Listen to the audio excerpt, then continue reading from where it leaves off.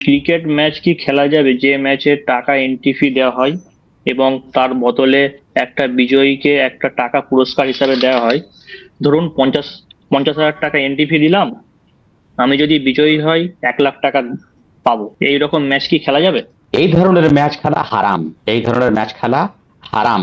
কারণ এতে কয়েকটা কারণ। একটা কারণ হচ্ছে যে এটা হলো গারার, এতে আছে ধোঁকা।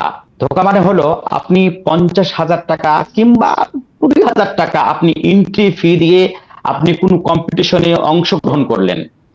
তাতে হলো কি যে 10টা টিম অংশগ্রহণ করলো, 50-50 করে টাকা দিলে পারে 5 লক্ষ টাকা হয়ে গেল।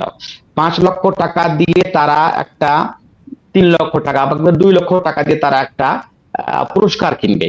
সেই পুরস্কারটা শুধু একটা গ্রুপকে দিবে কিংবা 2 গ্রুপকে দিবে। হ্যাঁ, তো একটা যেই বিজয়ী গ্রুপ একটা জিতবে, যেই গ্রুপ জয় হবে তাকেই দিবে, যেই গ্রুপ পরাজয় হবে তাকে দেবে না।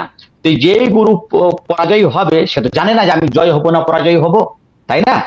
তো সে তো জানে না হ্যাঁ, হ্যাঁ, যে জয় হব না পরাজয় হব। তাহলে সে 50,000 টাকা সে পান্তে ফেলতেও পারে, আর 1 লাখ টাকা নিয়েও আসতে পারে, তাই না? হুম, হুম, মানে 50,000 টাকা হ্যাঁ, পান্তে যেতেও পারে এবং 1 লাখ টাকা আসতেও পারে। তো এইরকম ধরনের মামেলা বা এরকম ধরনের কাজ যাতে যার কোনো পরিণাম জানা নেই, সেটা হারাম।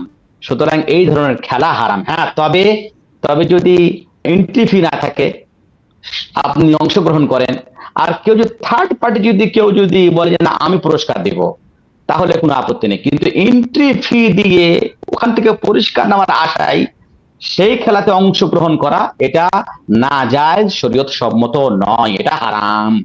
কেউ যদি এই ধরনের পুরস্কার নিয়ে ফেলে তাহলে সে কি করবে? তাহলে সে পুরস্কার ফেরত দিবে, পুরস্কার ফেরত দিবে। আর যদি ফেরত না দেওয়া সম্ভব হয় তাহলে তওবা করবে আর জীবনে যাতে এই কাজ না করে। জি।